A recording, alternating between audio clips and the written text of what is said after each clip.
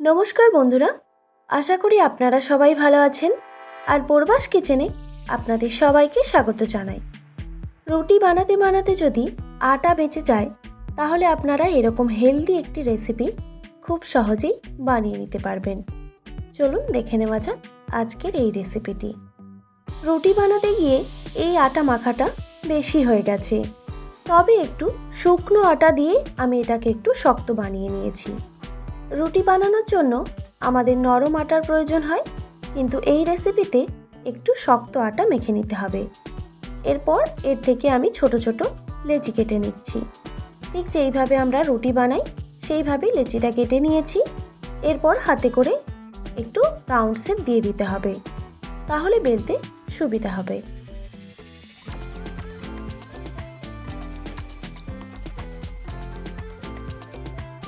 সব লেচিগুলো আমি এইভাবে রাউন্ড শেপ দিয়ে দিয়েছি। এবার যেইভাবে আমরা রুটি বানাই সেইভাবেই কিন্তু বেলে নিতে হবে, তবে একটু মোটাভাবে রুটিটা বেলে নিতে হবে।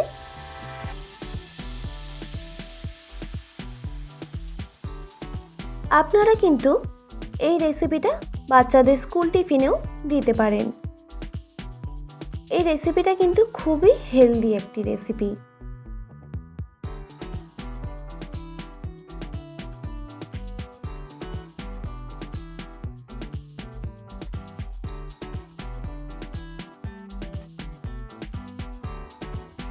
দেখুন বন্ধুরা, রুটিটা বেলে নিয়েছি, তবে একটু মোটাভাবে আমি রুটিটা বেলে নিয়েছি। এরপর শুকনো আটাগুলো আমি এইভাবে ঝাড়িয়ে দিলাম। তারপর একটা ছুরি নিয়েছি, রুটির চারিদিকটা এইভাবে একটু করে কেটে দিতে হবে।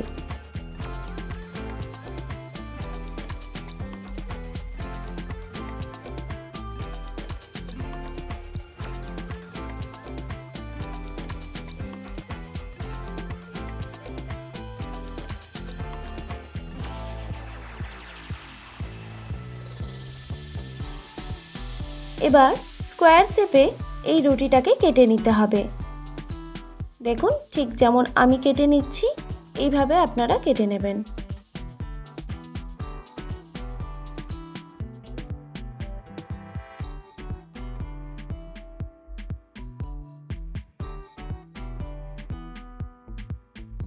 তারপর একটা রুটির পিস নিয়ে এইভাবে মুড়ে নিতে হবে।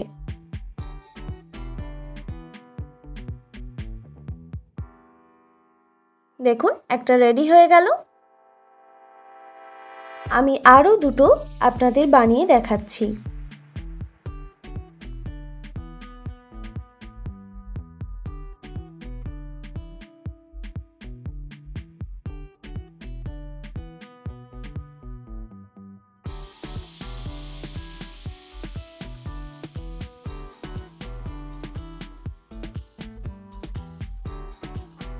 এইভাবে আমি সবগুলোই বানিয়ে নেব। দেখুন বন্ধুরা, সবগুলোই আমি বানিয়ে নিয়েছি।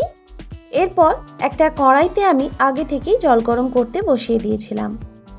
জলটা এরকম যখন ফুটে আসবে, সামান্য পরিমাণ সাদা তেল দিয়ে দিলাম।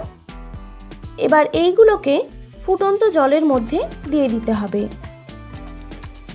দেওয়ার সাথে সাথেই কিন্তু খুন্তি দিয়ে নাড়ানো যাবে না, তাহলে কিন্তু এগুলো ভেঙে যেতে পারে।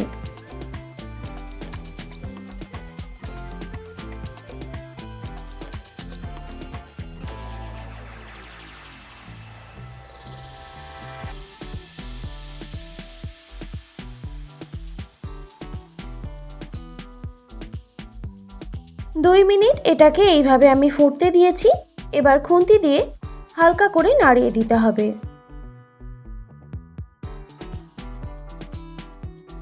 এবার এইগুলোকে আমি এইভাবে সেদ্ধ করে নেব প্রায় 8 থেকে 10 মিনিটের জন্য।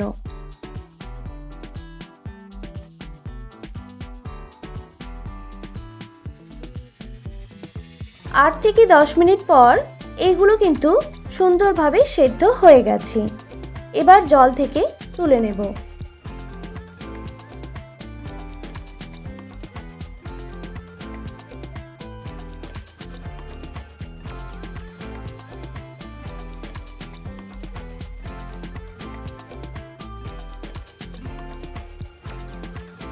এরপর ওই কড়াইতেই দিয়ে দিলাম 2 থেকে 3 টেবিল চামচের মতো সাদা তেল।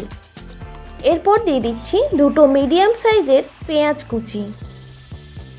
পেঁয়াজটাকে হালকা করে ভেজে নিতে হবে।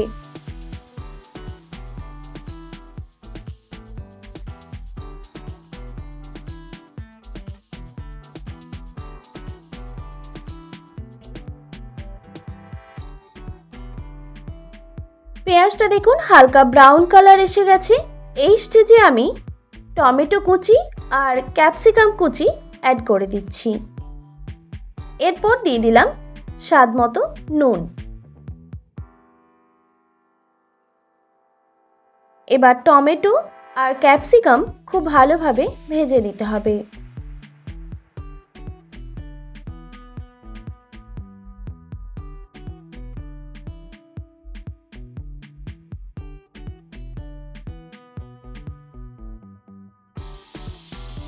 দেখুন বন্ধুরা, পেঁয়াজ, টমেটো, ক্যাপসিকাম সুন্দরভাবে ভাজা হয়ে গেছে। এরপর দিয়ে দিচ্ছি সেদ্ধ করে রাখা পাস্তা। হ্যাঁ, এটাকে আমি পাস্তাই বলবো, যেহেতু এটা পাস্তার মতোই দেখতে। এবার এইগুলোকে খুব ভালোভাবে ভেজে নিতে হবে।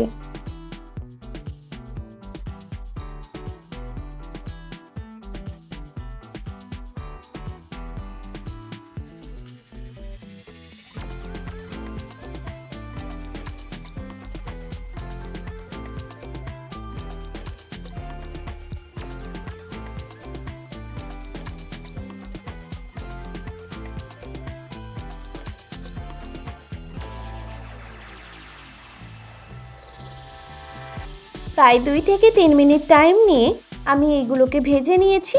এরপর দিয়ে দিচ্ছি টমেটো কেচাপ। আমি এখানে 4 টেবিল চামচের মতো টমেটো কেচাপ ইউজ করেছি। টমেটো কেচাপ দেওয়ার পর ভালো করে মিক্স করে নিতে হবে।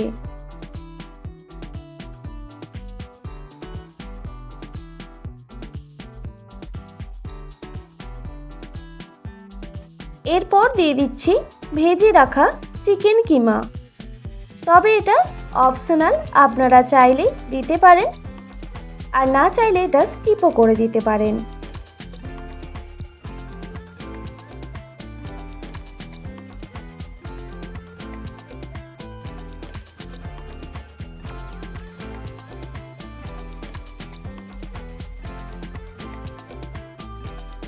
এবার দিয়ে দিচ্ছি ঝালের জন্য বেশ কয়েকটা কাঁচা লঙ্কা কুচি। তবে ঝালটা আপনারা অবশ্যই কম বেশি করে নেবেন। এরপর দিয়ে দিচ্ছি 1 টেবিল চামচ শেজওয়ান সস। এটা দিলে পাস্তার টেস্ট দ্বিগুণ হয়ে যায়। তবে আপনারা চাইলে কিন্তু এটা স্কিপও করে দিতে পারেন। তারপর ভালো করে নাড়াচাড়া করে নিলেই দেখুন একদম রেডি আমাদের হোমমেড পাস্তা। এবার গ্যাসের ফ্লেমটা অফ করে আমি এটাকে গরম গরম পরিবেশন করে নেব। আশা করি আজকের রেসিপি আপনাদের ভালো লেগেছে। আর ভালো লেগে থাকলে অবশ্যই একটি like, comment, share and subscribe করে দেবেন। আর পাশে থাকা বেল আইকনটিও প্রেস করে দেবেন।